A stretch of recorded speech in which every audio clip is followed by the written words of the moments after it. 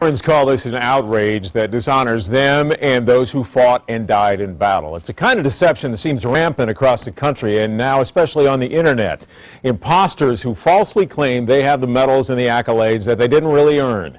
News 4 troubleshooter Jay Avila joined forces with a network of internet detectives to uncover cases of stolen valor. Fernando Herrera is one of the most decorated veterans in San Antonio. Among the medals he received during Vietnam, the Distinguished Service Cross and 4 Bronze Stars for rescuing fellow soldiers during a firefight, a Purple Heart for shrapnel wounds he received in battle. A local park was even named after him. But like so many veterans who've received such honors, Fernando is modest when asked about them. We went through some tough stuff over there, and I was one of the guys who got a medal. But a lot of other guys could have gotten a medal. These days, it seems for every Fernando, there's someone like Paul Schroeder, a former military policeman at Fort Sam who boasted of receiving the Silver Star, Purple Heart, and other decorations while serving with special forces in Iraq and Afghanistan. Schroeder claimed he suffered from post-traumatic stress disorder and became the director of counseling at the PTSD Foundation in Houston. But when Schroeder tried to get Silver Star license plates for his car, police discovered his military record had been forged. His real records show Schroeder was never in the Special Forces. In fact, he'd never even been in combat. We paid a visit to Paul Schroeder to ask why he made up the story. How come you claim to receive the medals that you didn't really earn? No explanation for that? We're done talking to you.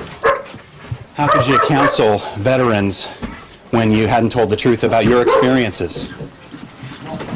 Schroeder was sentenced to 30 days behind bars, but only because he tampered with his official military records. Currently, it's not against the law to lie about receiving military honors. That's because last year the Supreme Court struck down the federal Stolen Valor Act, saying that exaggerating about one's military record is free speech. They're being disrespectful to the veterans.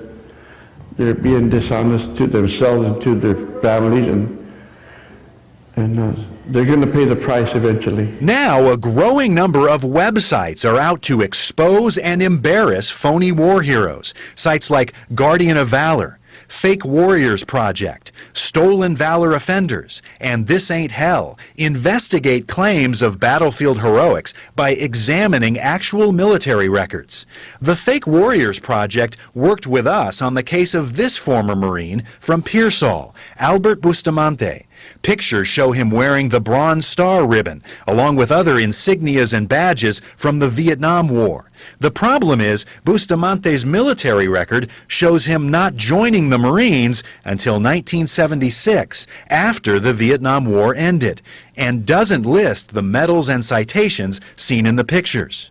We tracked down Bustamante at his home in Pearsall, where even his pickup truck is adorned with a Vietnam ribbon. Yes. I'm Jay Avila with News 4 San Antonio. Yes, sir. I wanted to ask you about your military record. Bustamante admits to me that the ribbons he's wearing in the pictures aren't his. He claims he borrowed them from a friend. Because of those pictures, I caught a bunch of flack from all the guys that actually been there, you know, and I mean, I respect a lot that they were there, you know, I mean, I was a veteran too. But you can understand how some of those guys are offended. I understand how they're offended and they're upset, you know. He admits he never fought in Vietnam, but Bustamante still insists he was awarded a Bronze Star for rescuing a fellow Marine in the Philippines. He claims they both shipped over on the USS Missouri.